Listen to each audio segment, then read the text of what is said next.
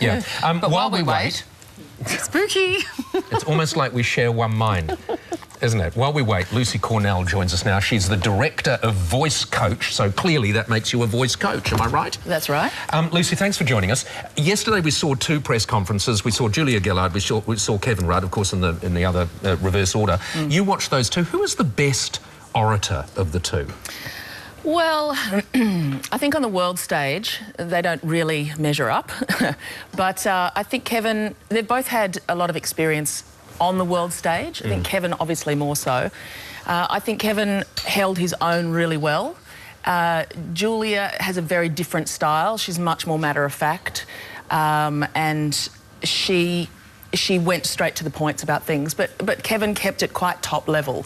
So I think in that way he elevated what he was saying to a better level. So I think he was, really. When you say on the world stage they don't really measure up, is that because they're Australian? I mean, is there something about Australians that really you don't, on average, make great orators? Well, I think it's partly cultural. Yeah, you've got to take into context the culture. I mean, America has great orators because that's part of their bravado, really. Part of the bravado of being an American. Yeah, and we have had great speech makers, people that had more charisma when they got up there, and we were saying... Beasley.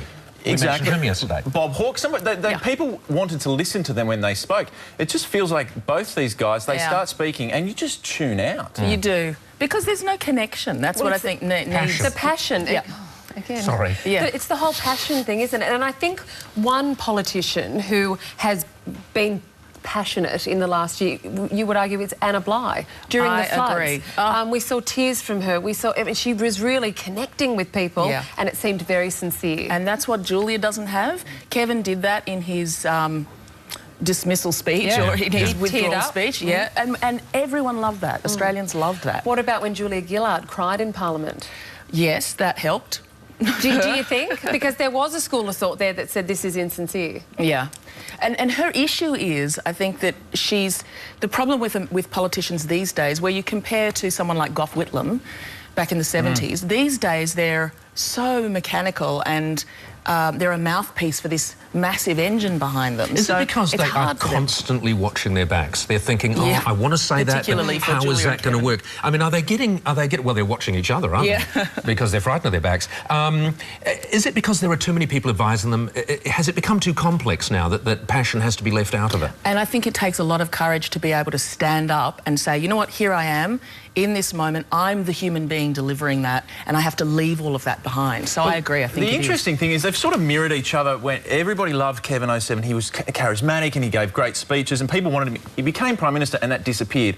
And then Julia was the charismatic one that everybody wanted to replace, and almost exactly the same thing happened. So is it a problem with the people or the party that is, as you say, telling them their every move? Should they change their plan? I think, yes, the party. I mean, look at what's happening.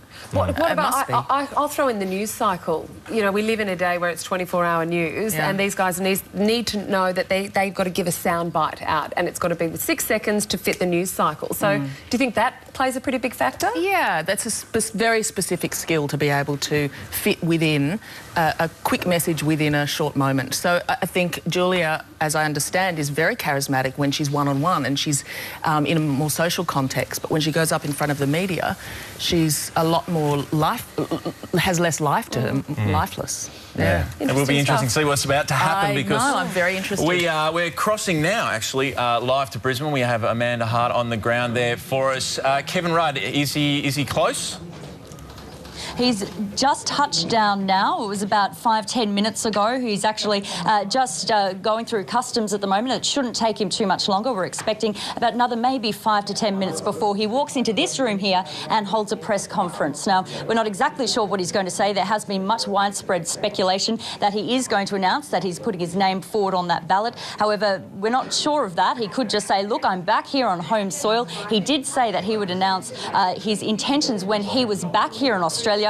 He could just be saying, oh, over the next couple of days, I'm going to be canvassing my support, see what happens, and then maybe wait till Saturday or Sunday before he announces whether he is going to be putting his name forward on that ballot, which we all expect him to actually do.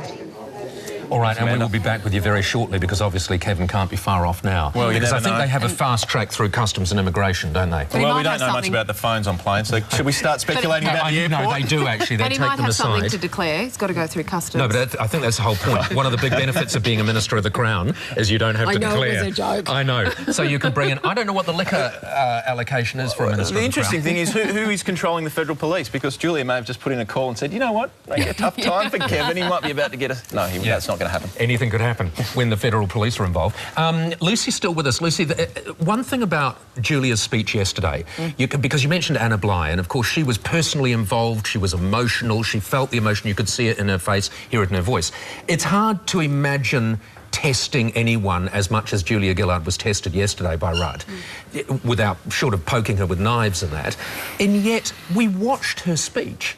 And it was we were actually saying to each other, "Is this auto cue? Is she reading this?" I know. It was just her eyes were blank. Yeah. I know, that's the problem. Her theory is, as a leader, I think it's interesting to create a distinction between a leader and an orator. As a leader, she's achieved, and she's listed all her achievements in the press conference yesterday, so she's demonstrated that by action. But to be a leader of the people and to move people, it's about moving them emotionally, their heart and their mind. And that's not what she does. You need to talk to her, you need to get on the phone. I know. Yeah. All right, Lucy. Thank you, Lucy. We've got to get to a break, but Kevin Rudd is coming up. He's set up the podium there, the flag's there. What we need now is Kevin Rudd. I've never been afraid.